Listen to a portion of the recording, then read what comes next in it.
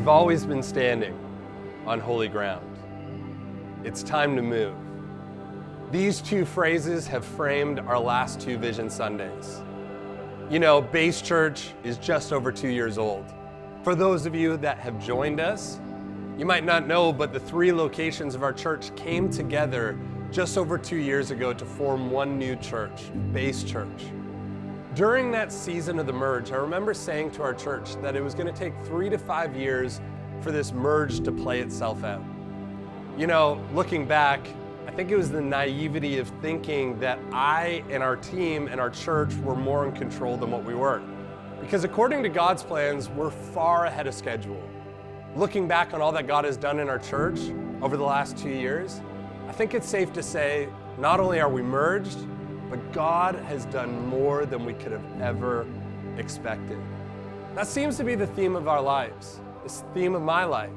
And it was at 15 years old, after being invited to the Crave youth group, that I wandered down into a dusty, likely moldy, I can still smell it, church basement in Cobourg, Ontario. Sitting down in the black steel chairs, I met God very personally for maybe the first time in my life.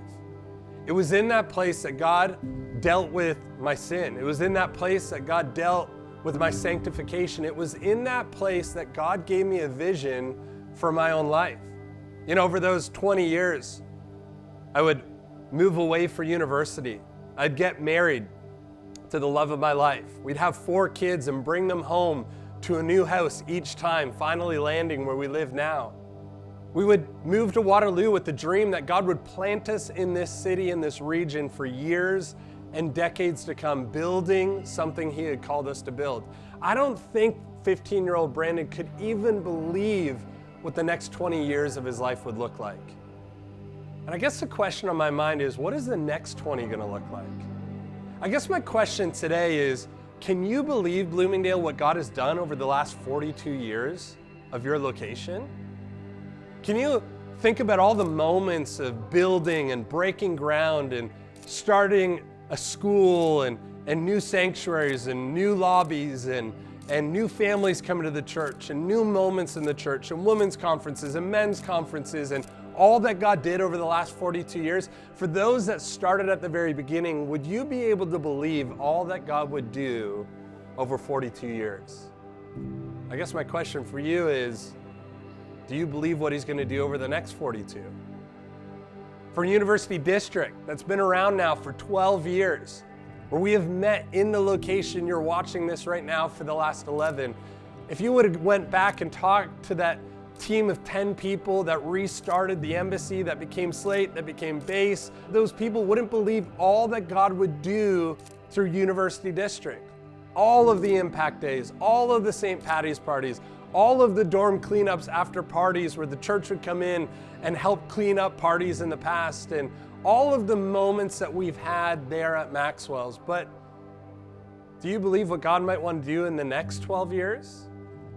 City, and all of you that put your faith in a young couple that was only 26 years old 9 years ago, could you believe all that God would do in 9 short years? Moving venue to venue to venue, making it through a pandemic, doing a whole bunch of things that didn't make sense at the time, but just kept setting us up for the next win. You know, if you went back to the launch team and said, do you believe where we would be in 9 years? I don't think they would believe it. But City, what might God want to do in the next 9 years? Last Vision Sunday, we started to give the direction and the vision of where we would head as a church. And since that moment, I can sense that as we take ground, the enemy hates it and he begins to attack us as His church and even me as a leader. But church, I come into this Vision Sunday full of faith that what God has started in our church 2 years ago, that the vision that He laid out for us last year, and the fact that it might take years, even decades to accomplish, I come in full of faith that God will do it. In fact, this year's theme is determined to build.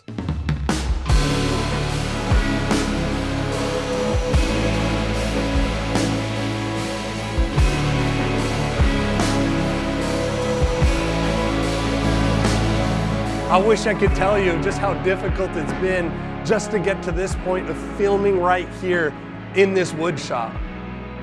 But it really just goes along with the theme.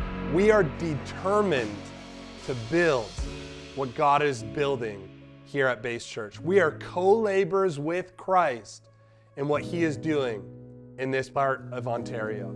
I want to bring us to the story of Nehemiah really briefly.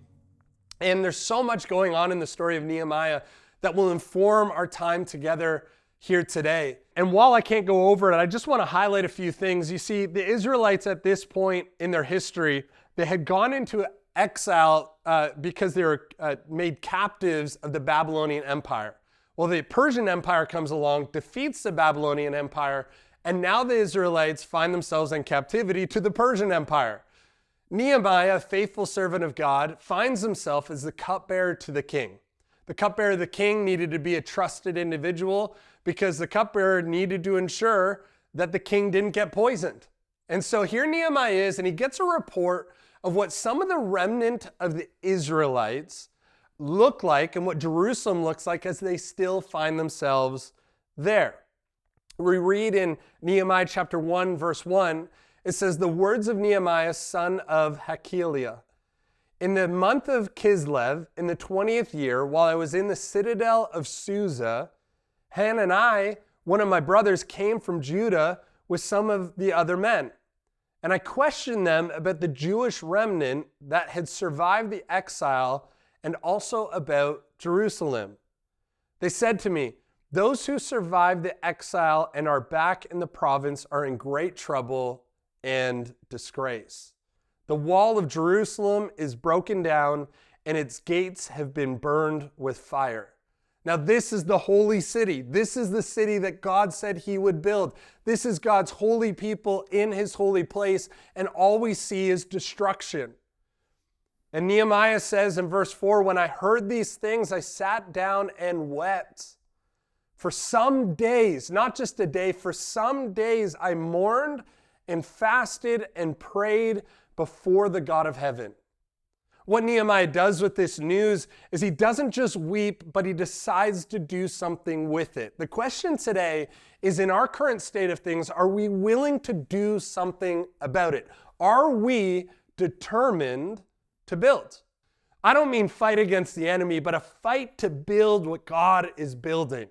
We see that Nehemiah goes from a lament to making a decision. He asks the king of Persia, he says, "Can I go back to my place and go back to Jerusalem? Can I go back to see how the walls are? And can I remake them?" He gets so bold that he actually starts to ask the king for letters so that to other governors so that he could be protected on his journey. And then when he gets there, he said, "Can I have a letter for the keeper of the forest so we can cut down logs to rebuild the wall?" He's going, "I'm going to rebuild this and this king's going to pay for it." And so what we read in chapter 2 is that Nehemiah in verse 17 comes to the wall. And Nehemiah is speaking, he said, "I said to them, 'You see the trouble we are in. Jerusalem lies in ruins, and its gates have been burned with fire. Come, let us rebuild the wall of Jerusalem, and we will no longer be in disgrace.' I also told them about the gracious hand of my God on me and what the king had said to me. They replied, 'Let us start rebuilding.' So they began this good work." Church, I feel the fire of God in me as I read this. And he says, "Jerusalem lies in ruins." Now, I don't want to be so dramatic, but in some ways, I see it. The church in Canada lies in ruins. Yes, there's some fragments and there's some hope, and not all of the rocks are gone. We can use some of them to rebuild. But where the church was, I don't think we could say anything other than the fact that it is in ruins. And God looks at the part that is still alive and well, and He smiles on it. But the church in Canada lies in ruins. Its gates have been burned with fire. But just like Nehemiah, church, I am calling us today, come, let us rebuild the Church of Canada. Not ourselves, we got lots of friends doing the same thing, but can we do our part? And we will no longer be in disgrace. You know, their reply was, "Let us start rebuilding." So they began this good work. Over the last 2 years, we have seen God do incredible things. I think about some of the moments we've shared together. January 2024, we launched Base Church. We have our first Easter weekend together. We have our first Vision Sunday. In April 2024, we have our grand opening of our city center location, which we are celebrating only 2 years old this year. I think about that first Heart for the House Sunday and our Father's Day outdoor service and our fall kickoff that September. I think about our very first BaseCon that we called Frameworks and the amount of people that came in were just encouraged to actually build the church. Our impact days, our volunteer appreciations, our Christmas in concert. I think about our first nights of hunger where we sought God for 12 nights in a row. The next Vision Sunday, Heart for the House Sunday, another Easter weekend, our Women's One Day, our Time to Move campaign where we each adopted streets in our neighborhood and we prayed for them and covered the streets in the Waterloo region in prayer. Fall kickoff, BaseCon 2025, the harvest is plentiful. Our Impact Day this past year, more Christmas and concerts, and another Hunger Nights. Man, there have been beautiful moments in our church. But it's not just been beautiful moments. God has been telling a story through the amount of people that He has impacted. Over the past 2 years, church, we have baptized 273 people. When we talk about Sunday service engagement, we see that over the last few weeks, there's been about over 1,800 people that have attended every single Sunday. In fact, this last Easter, just last week, we saw 2,447 people come to our Easter services. Man, that is worth praising God for. We have seen that there are 1,529 people engaged in a Homebase, serving on a team, and giving financially or checking into kids or youth ministry. All of this stuff is speaking to the things that God is doing in our church. There's 1,069 people in home bases. We have 943 people serving on teams, and this is just the beginning. You know, when I think about all these things that God is doing, it gives me hope that we have started to rebuild. Just as Nehemiah said, let's build. And I feel like everybody here, as we went through that merge, we went, well, let's get on building. Let's build this thing. And over the last 2 years, we have seen God do remarkable things. You know, one of the things that we talked about last year in our Vision Sunday is that we wanted to start building the systems and the structures to keep up with the growth that we're seeing in our church. One of the things that we believe is that God will only send us people that we can actually care for. And so, since the beginning of Base Church, where we launched with 900 people, to the place where we now see about 1,850 people, that means that systems and structures break down. And this past year, we've made a lot of different changes. We've moved people into roles that fit them better. I think about Brian Ferguson and the fact that he's now serving in those chaplaincy type areas. We've called him our spiritual formation pastor, serving with home bases and serving in areas of emergency in our church or with weddings and funerals. What a great fit for a pastor's heart. I think about Jared and Beth Moore coming over to Bloomingdale, where they took it from 1 service to 2 services that are starting to fill up again, and seeing that number about 700 to 800 people every single Sunday. I think about Nate and Emily coming over to City Center, where we have seen growth from the beginning of Base Church, about 250 on a Sunday, to the week before Easter, seeing 700 people on a Sunday, moving from 2 services to 3 services. And University District, not to leave you out, but we have seen since the start of Base Church about 430 people. These are students, these are young working, these are youth in our city every single night meeting to worship God. At our University District services alone, we have seen 219 people accept Jesus in the last 2 years. We've seen 120 people baptized, and we've seen 393 people engaged in home bases. Talk about a revival amongst Gen Z and Gen Alpha. Now, I do think it is worth saying that just because we have started to build, it doesn't mean that it's time to stop.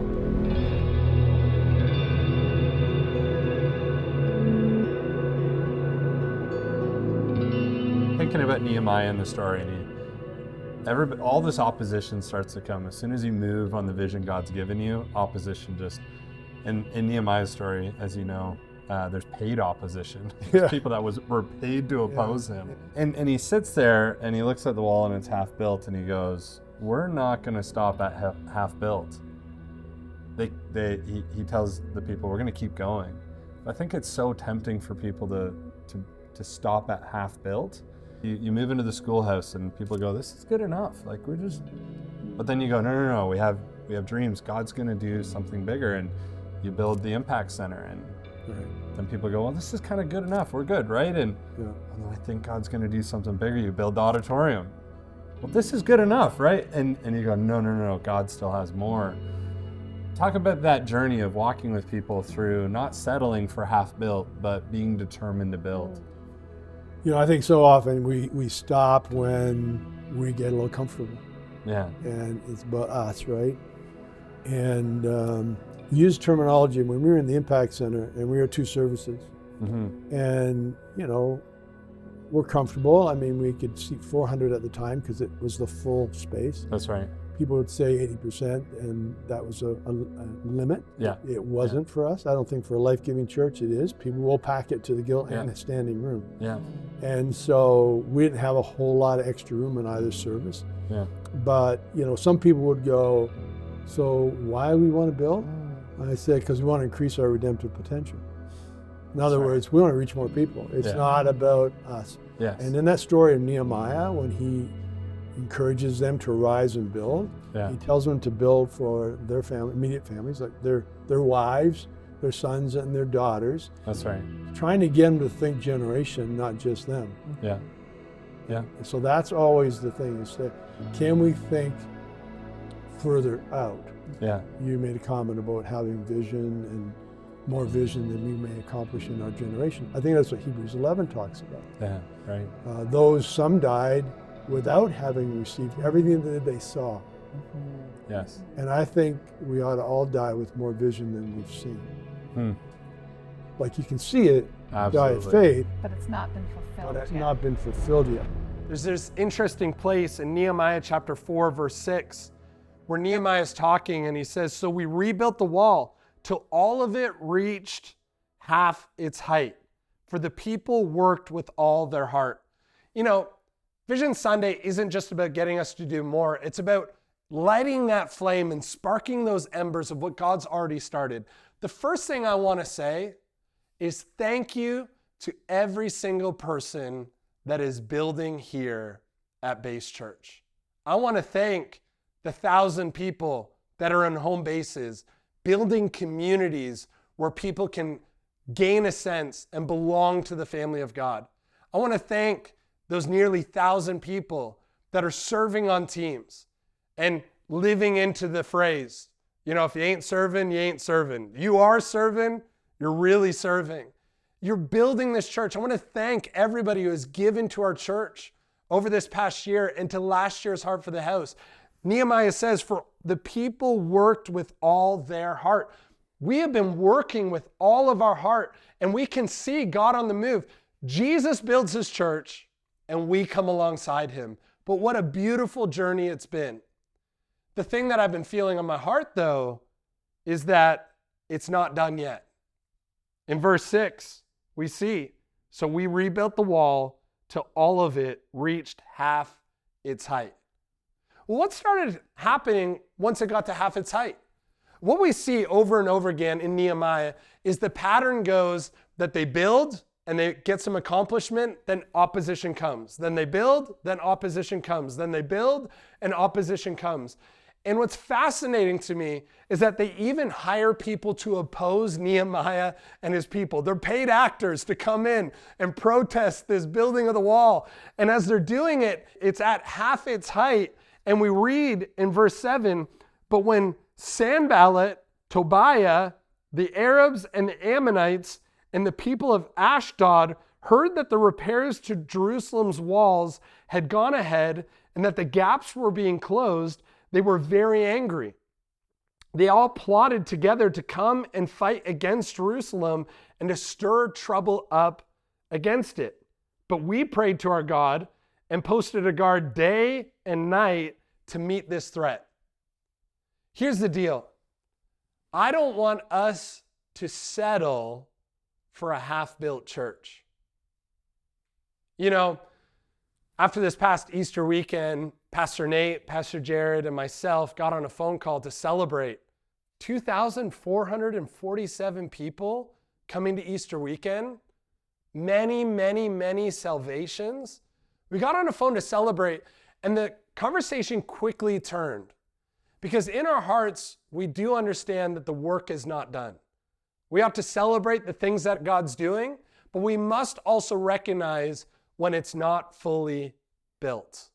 God has done some remarkable things, but we live in a region of 750,000 people. We live in a province of 15 million people. We live in a country where 9,000 out of 27,000 churches are going to close in a 10-year span from 2019 to 2029. The amount we have yet to do is still out there. Last year, we put some pretty big vision on the table. It was vision that was birthed from the voice of God. But the idea of sending thousands of graduates out of Emmanuel Bible College and Base Christian School, the idea of the renewal of the church in Ontario and planting a church in every major municipality in Ontario, the idea of revamping all of our systems and structures and doing more things to get after the hunger in the heart of God, and to buy more property, both in Bloomingdale and in the My Map of Students, believing at one point we'll build a high-rise in the center of the city where it is a lighthouse and a stake in the ground that we are here to stay. The idea that we would expand at our city property, all of this stuff just started to weigh on me. It's almost like the opposition immediately came.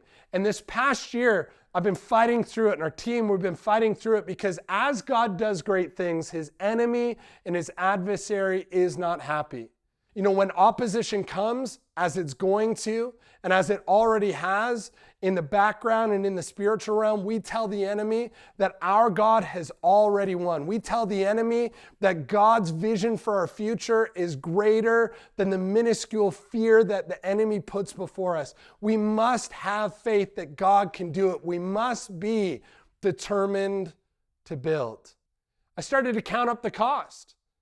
And then doubt starts to creep in. God, how are we going to be able to do this? You know, let's take planting a church in every major municipality in Ontario.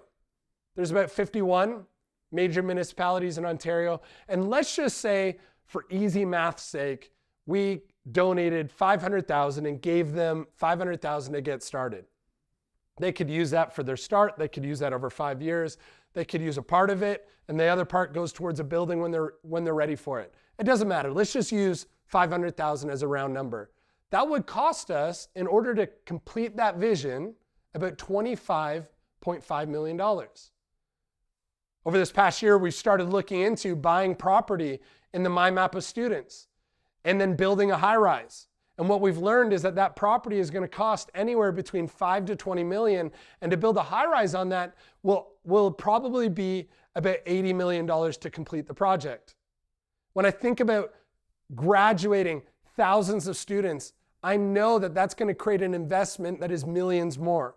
But if we just take those figures in general, we have about $125 million outside of the renovations and the maintenance that we have to do on the things that God's already put on our plate. You know, as God is building, I kind of look around and I go, man, we're only half built. And there have been times where I've looked at those figures and those numbers and I thought, are we going to be able to do this? And then I remember that truth that many of us have carried on throughout our lives. With God, all things are possible. With God, we're not going to settle with half-built, but we're going to see this province known for the name of Jesus. We're going to see our region known for the name of Jesus. We're going to see this place known for a move of God. We're going to see thousands graduated out of our college and out of our elementary school. We're going to see things happen that we will tell the generations that come after us how good God is. Church, it's not time to stop at half built. I don't even know if we're half built based on everything I just shared. It's time to move forward into the direction that God's given us. It's time to be determined to build. There was a prophecy given to me years ago. The prophetic word I have held on to ever since. It said that you are building a church that will be planted deep in the soil of Ontario. Church, we're just getting started. This Heart for the House, it's not about equal giving, it's about equal sacrifice. As we come as households and individuals, let's sow a seed into what God is doing in our church and see what God might do with it. Let's be determined to build.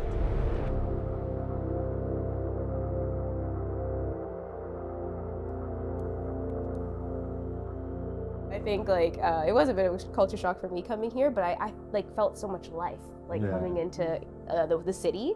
Yeah. But then beyond that, coming to the church, that's when my light came on. And I think even going back home, I remember it always gets me so emotional.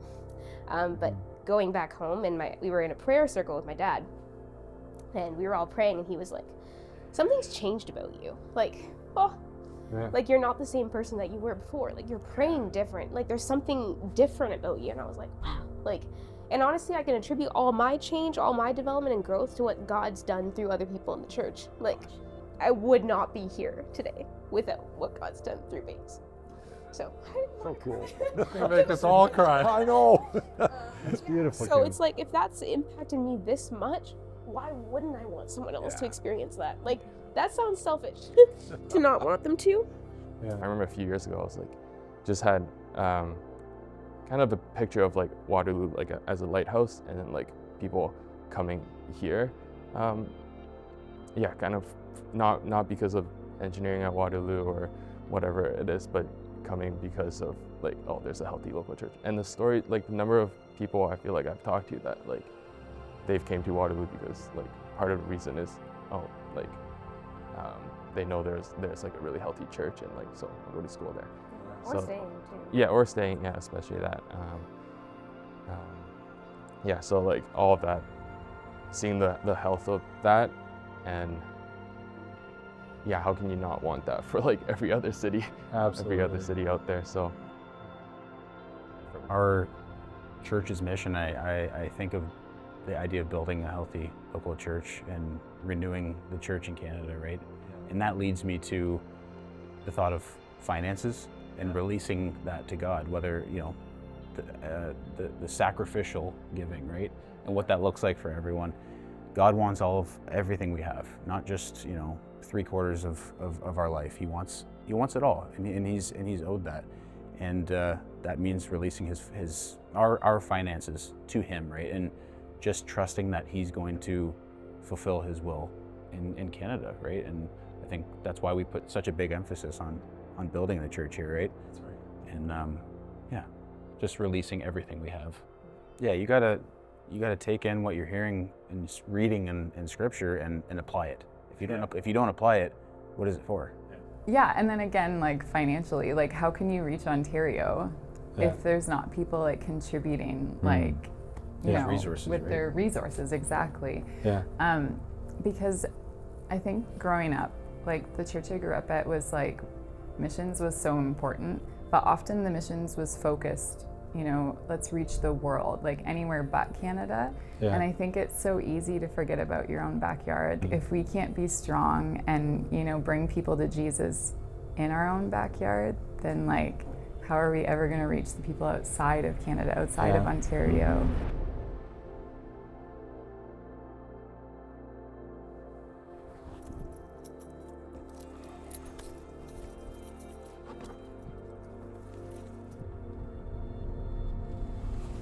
In some ways, when I survey the Canadian church landscape, I feel a little bit like Nehemiah. He looks at the rubble and he goes, this needs to be rebuilt.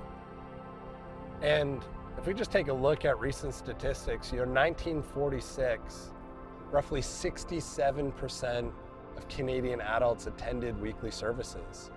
In the 1950s, they just did a religious affiliation survey, and over 95% of adults affiliated with Christianity. But as we see times continue, in 2021, the percentage of Canadians identifying as Christians dropped to 53%. And by the end of this year, in 2026, experts say that for the first time in Canadian history, those affiliated with Christianity will drop below 50%.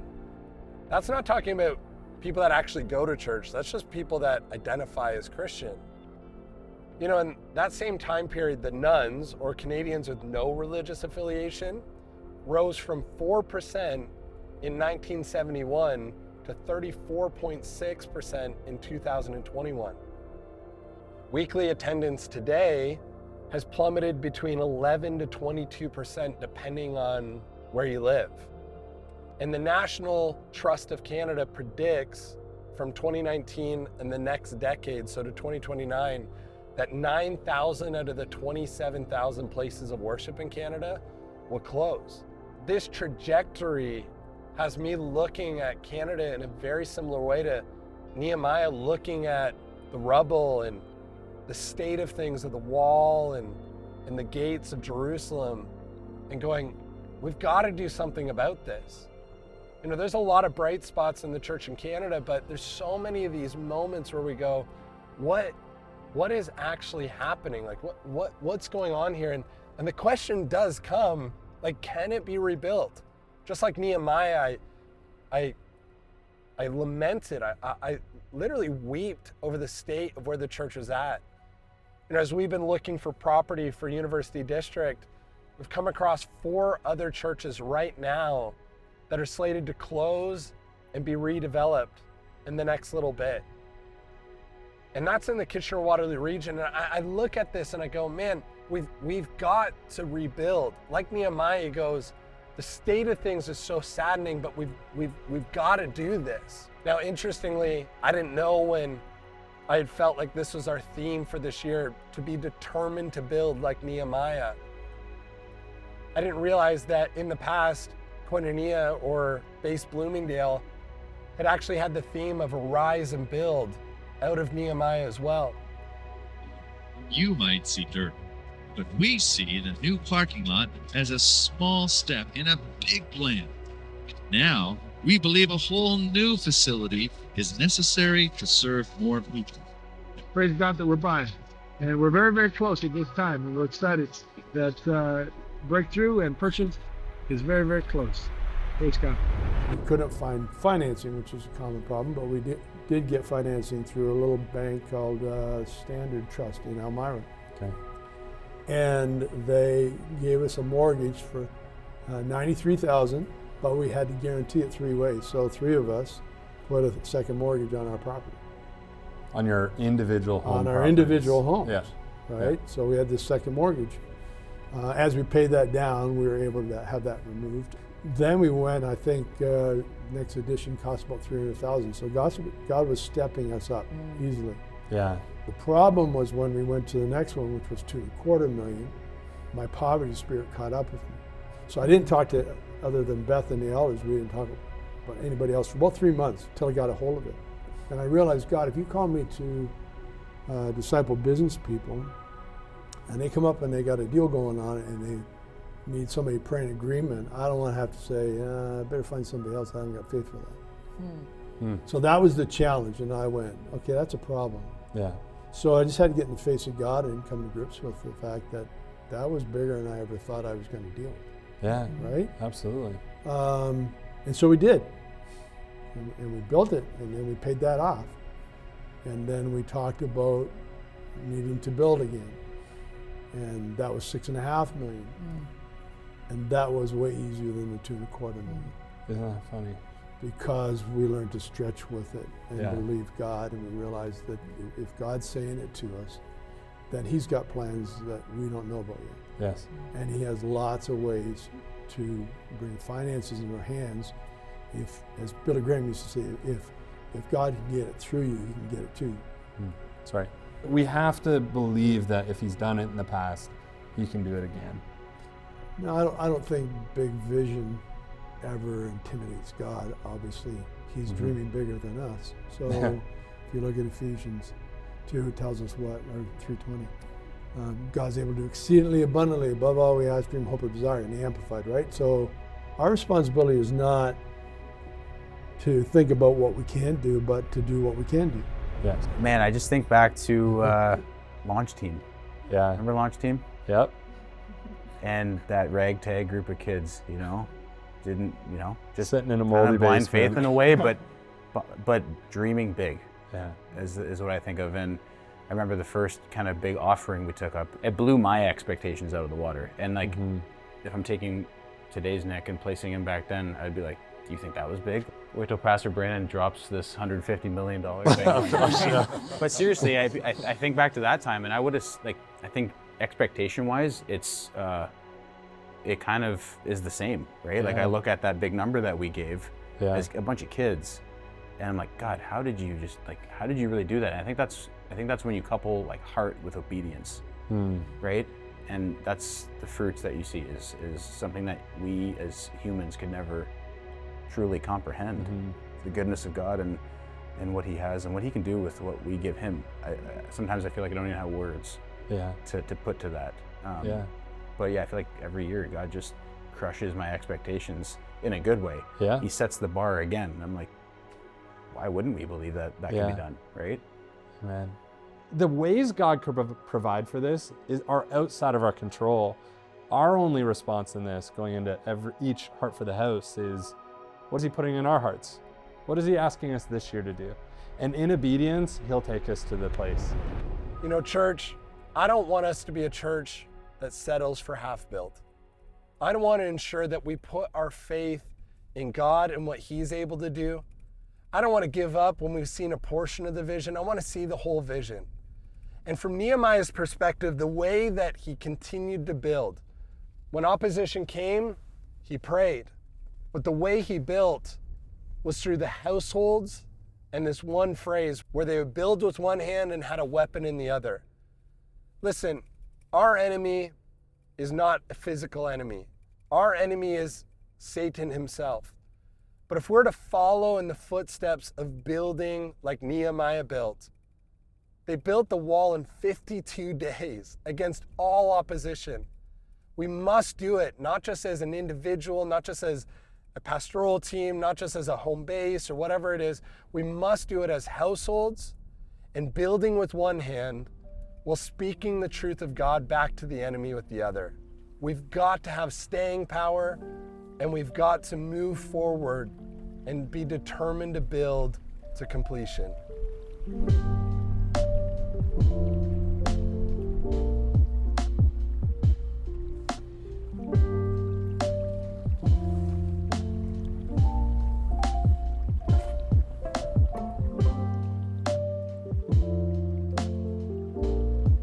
Base Church, this year, let's be determined to build. Let's not settle for half-built. I'm standing in Kitchener at McClellan Park. Locals affectionately know it as Mount Trashmore. And what a prophetic scene. What was a dumping grounds has become a beautiful park in the middle of the city. What has been rubble can be built up again. What we think has been lost, God can move through. It is a particular call on our church to be a part of educating the church in Ontario, to be a part of the renewal of the church in Ontario, and to build a healthy local church that can be multiplied throughout this province that we live in. As I've been preparing for Vision Sunday, a particular word that God has been giving me is that we shouldn't be determined to build what we've seen in the past, but determined to build something that we haven't seen in Ontario before. Ontario and Canada needs a church that is thriving. We have many pockets of this all over our country, but a unique call to our church is to be a part of the renewal of the church in our province. We've seen much progress in education, renewal, and health over this last year. And while this vision might take us decades to see in fruition, we've seen God take strides this past year that have surprised me. In the next 2 weeks, we're going to go in deeper on what we've done in education and what God's doing, as well as for renewal of the church in Ontario. But let me just say this, when it comes to education, which we were able to make 2 sizable donations, both to BCS and EBC, this year BCS will have its largest enrollment in K-8 since its founding. It's up 10% already from last year, and there's still a number of months before the fall. We need more Christian education in this province. When it comes to Emmanuel Bible College, at this point, compared to last year, at the same point, we're already ahead in enrollment. The vision and the direction we're headed is to see thousands graduate from both BCS and EBC into a world where they can shine a light, into a world where they can bring a Christian worldview to dark places, for the light shines brightest in darkness. When it comes to the renewal of the church in Ontario, we've contributed already to 5 church plants. We were able to give $10,000 to our friends Ben and Sarah Carouge to plant City's Church Regina this past January. We were also able to give $10,000 to our friends Ben and Emma Narianen at Avant Life Church to plant in Toronto this past September. We're able to give another $10,000 to a very interesting story, to our friends Andrew and Chantel Beresford at Serve City Church, where they've been meeting in a church building owned by a developer for the last number of years. After this property has been sold from developer to developer to developer, the final developer decided they couldn't do what they hoped to do and were just willing to sell it to everybody. After giving a tour of their own building, a church building, a building they had been meeting in for years, to a Muslim group, Pastor Andrew, began to realize that this was going to be sold to a Muslim group. Just before this took place, they got a vision from God to intercept the purchase and to put in their own offer. But within a week's time, they needed to raise $200,000 to secure the offer. Base Church, we were able to contribute to that and give $10,000 to secure that offer. While they're still in a process to get ready the rest of the down payment, we are following in the vision of keeping kingdom property in the kingdom's hands. We were also able to help keep a pastor in Ontario on full-time at his church after an interesting transition from a founding church pastor to himself. Base, when we say that we want to be a part of the renewal of the church in Ontario, whether that comes from our church or other churches, we really mean it. And this past year just goes to show the lengths we're willing to go to partner with what God is doing in this province and beyond. Now, when it does come to our own church, we also ran our pastor in residence program this past year, where Nathan and Natalia Jansen, who came from a difficult church situation, were able to spend a year with us and receive health and get ready to plant a church. Base, I'm happy to report that not only did we pay them the same salary that they were receiving from the church they came from for a year, but we also gave another half-year salary towards their church plant that will be launching this September in London, Ontario, called Vita Church. We are about the church thriving in Ontario. When it comes to the renewal of the church in Ontario, we want to plant a base church in every major municipality in Ontario. So where do we go from here? Well, not only have we helped the church in Ontario, but this coming September, our very own Zach and Emma Kernician will be launching Base Church University District in Guelph. This will be the first church plant out of Base Church since we started, and no doubt this young couple, loved by all in our church, are going to do an incredible job. Already they have many people signing up for their launch team. They've secured a location and they're ready to go. God has been faithful to us, and this year's Heart for the House we're going to be able to contribute to all that they're doing there. You know, that figure we talked about earlier, 25.5 million, seems a lot at the start. But our responsibility is just to steward what God's placed in our hands right now and just take one step at a time. Guelph is the first step, or maybe even the second step, as we've already established ourselves here in the Waterloo region. Now, when it comes to a healthy local church, what we really want to emphasize is that for all the big stuff that we've talked about, this is the thing that matters the most. Because out of the Waterloo region is the home base. It's the base camp in which we send out others into the mission that God's calling us to. If we don't build a healthy local church, what do we have to multiply? Over this past year, we've seen so many incredible things. And I think the way that I'd like to say it again is that we want to build a church that if we were to disappear, the city around us would actually notice. This means building healthy families, building healthy individuals, ensuring that our discipleship grows deep, building strong teams and home bases, serving the community in beautiful ways. This past year, we were able to take our free market, which usually ran once a month, to 2 times a month. You know, if I had to speak to where I'd love to see that in the future, the thing that's really on my mind is that I'd love to see us be the largest food distributor in the Waterloo region. As food scarcity becomes a reality in changing economic times, I would love for our church's mandate to be the ones that fed hungry mouths, to be the one that fed hungry families. I know a number of churches in the States that this is their reality, where they are the largest food distributors in their cities. Why not us? We don't have to be experts in everything, but what if we were really great at feeding the hungry in our own city? Over this past year, we've been able to make investments into our properties that will enable ministry for years to come. We've been able to do a junior high room at City, as well as a library for EBC and a better room for Next Steps there. We've completed many projects in Bloomingdale, including maintenance on the facilities and finishing up our AV project. We have big dreams when it comes to the properties that God has entrusted to us.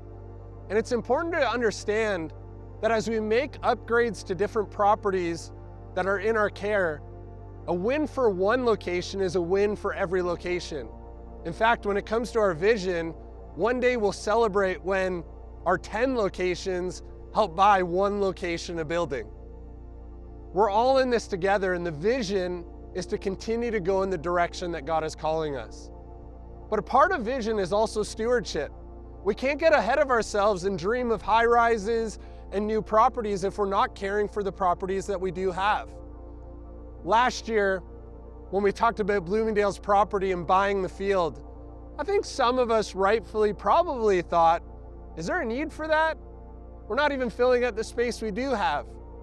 But now already a year later, look at how God is moving at Bloomingdale. We've gone from 1 service to 2. This past Easter weekend, both of those services were filling up.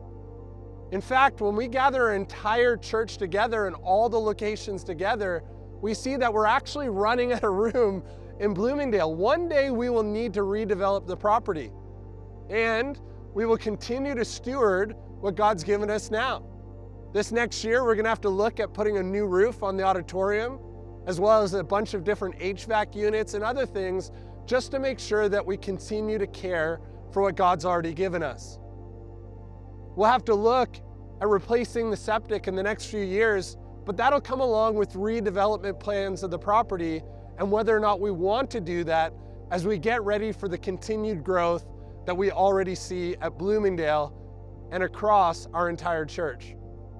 One day we will need to purchase that field. And when the day is right, and when we understand what we want to do with the site, God will provide.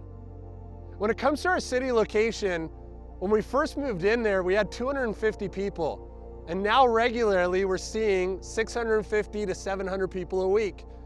How many more services will we add? I think the answer is we'll add as many as we need to for the growth that God brings. And at the same time, we need to steward the outside of the property as well as we're stewarding the inside of the property. The inside is beautiful, and when there was a great renovation done in order for us to move in 2 years ago.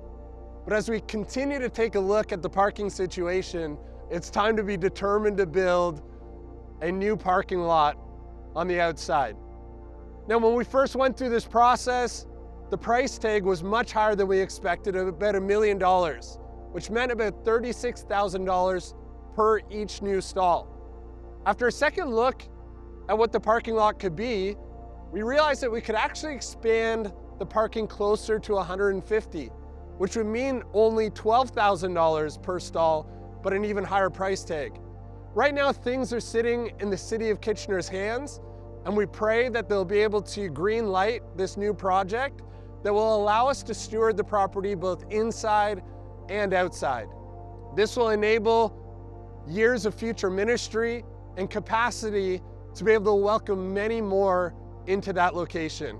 Who knows what God continues to do there, whether we build onto the facility or even look at moving into a larger building at some point somewhere in the city. We must steward what He's given us before we steward what's next.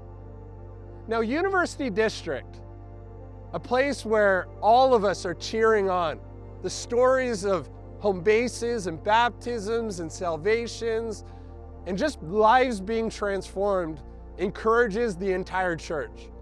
The big dream: buy property in the mind map of students and build a high-rise. I don't know if that'll take years or decades, but I know that we're driving in that direction. You know, accelerating as an organization, as a church, even a business, doesn't make sense unless you know where you're going. We're at least aiming at this, and we see that God is accelerating the process.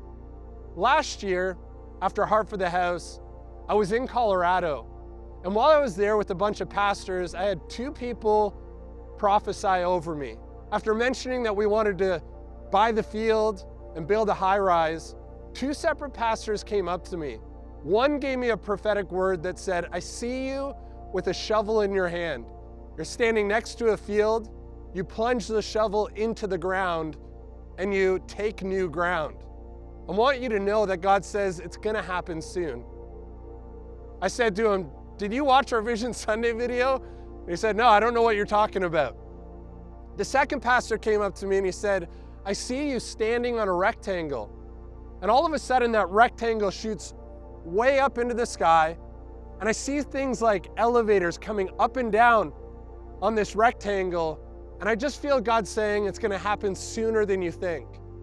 Now, for all of my doubt, for looking at all the things that could go wrong, for looking at things and having the internal doubt and the external opposition of the enemy, God is reminding me that He's the one that's in control. Whether it's $5 million or $20 million to buy a property, I know that the first step is to purchase property in the mind map of students.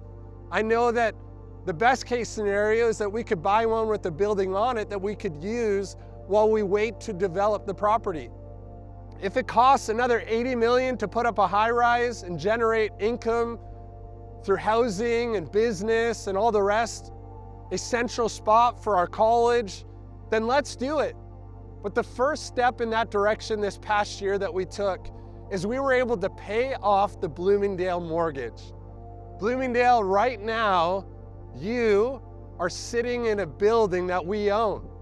Years and years, now we've been able to pay off the mortgage at Bloomingdale. And what that means for you, University District, is that we've opened up either lending or borrowing capacity, as well as lowered our debt so we can see this vision realized. Not only were we able to pay off the Bloomingdale mortgage this past year, but we were able to put $620,000 against the city mortgage. Again, getting ourselves ready to buy property in the university mind map. What this meant for our church is that off of the total term of the mortgage at City, we were able to drop it by a total of 11 years from when we started. It also allowed us to reduce the interest by $1 million. You could look at it this way: for every dollar that was given in last year's Heart for the House, it essentially became 2 because of the interest that we're saving on that mortgage. This is what good stewardship looks like. And this is what it looks like to prepare for what God wants to do through University District. You know, since this idea of buying property and building a high-rise kind of appeared, we've seen a number of properties. Most recently, we've started to get connected to people that might actually help make this a reality. Both outside donors that just started hearing about our vision, that are interested in what we're doing, as well as people that just have the right connections to properties we might be interested in. Last week, we had a very fascinating conversation.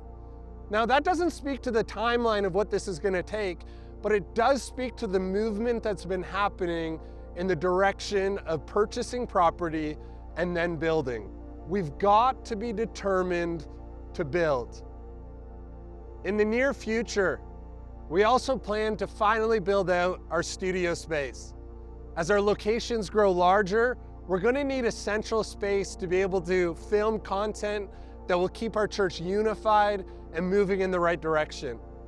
As our church continues to gain influence outside of the locations that we have, we want to steward well what God is doing in our church.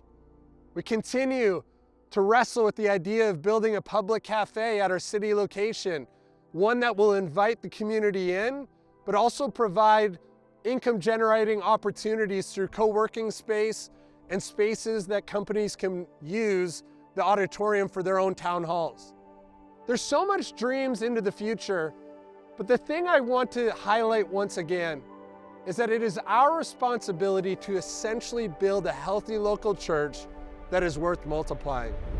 I mean, I can't even tell you the night that the video where you said that the mortgage on the building in Bloomingdale. That was a Bloomingdale mortgage.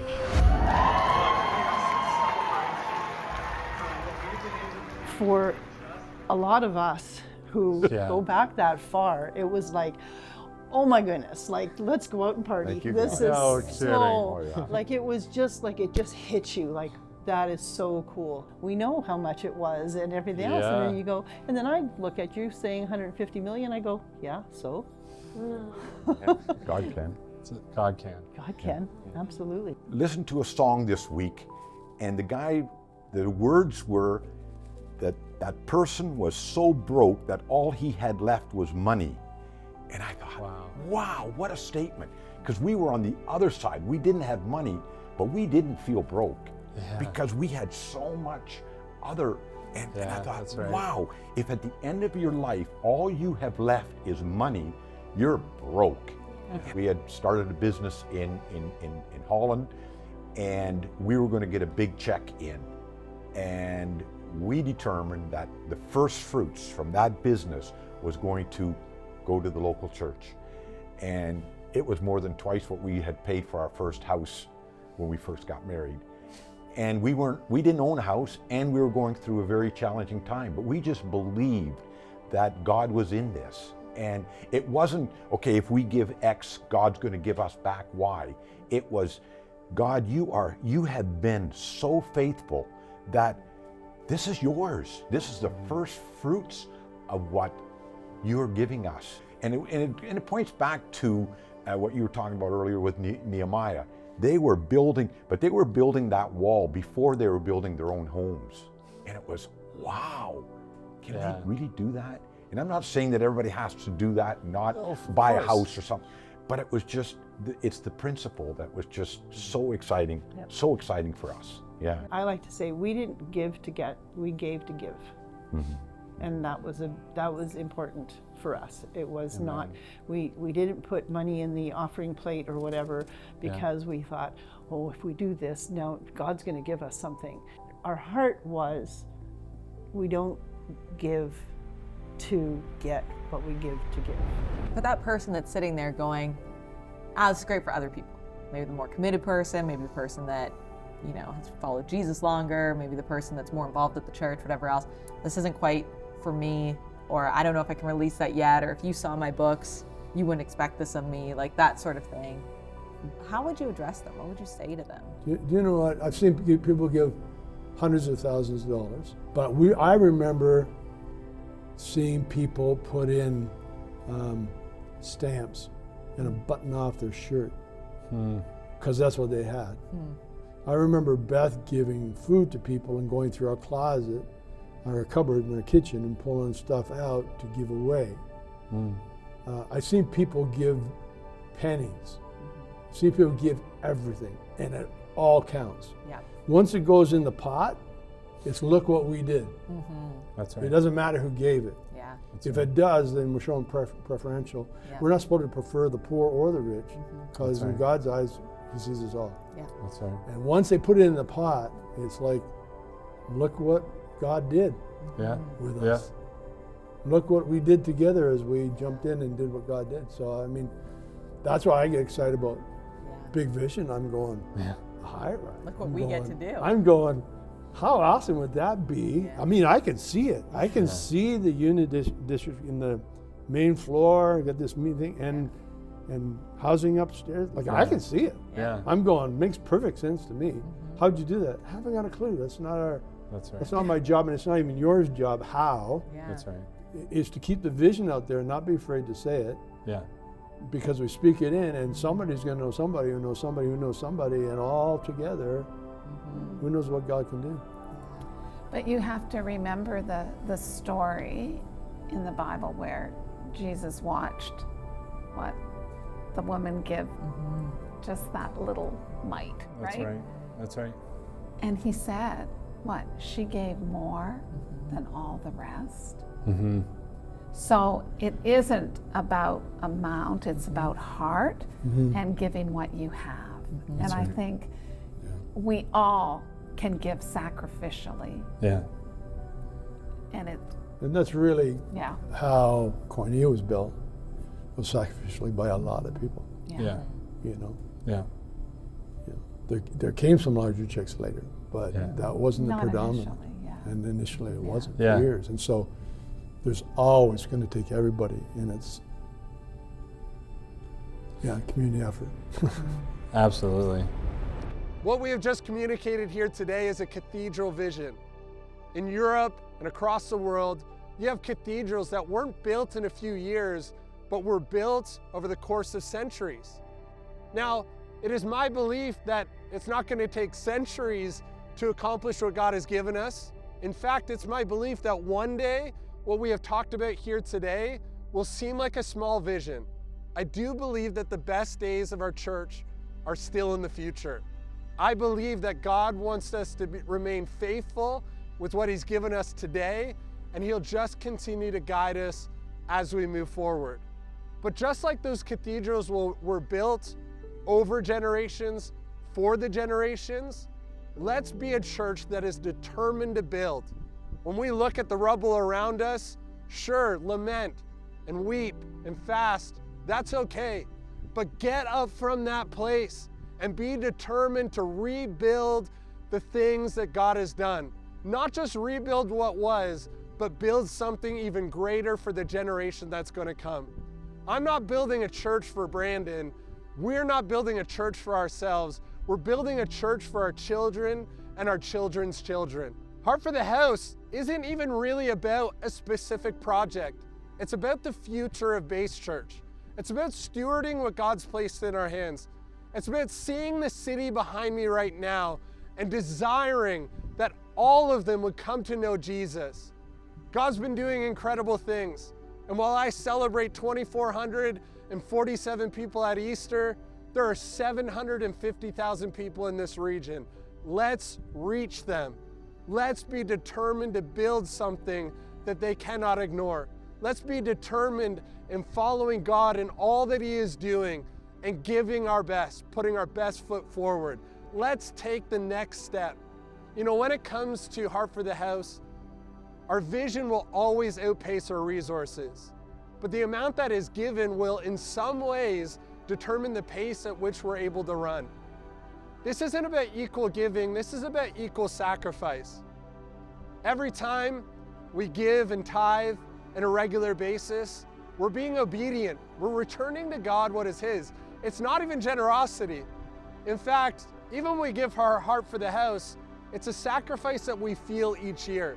There will be times when God brings an opportunity across our path where we might have to make an even greater sacrifice. But this year, all I'm asking you to do, as Nehemiah did with the households in Israel at the time, is to count the cost, is to fight with one hand building and the other on the sword, the other praying against the enemy and pushing back the opposition that comes when God starts to move. To move forward in faith and ask God how He would like you to be a part of the vision moving forward. Base Church, let's be determined to build in 2026. Let's just take the next step and see where God will take us.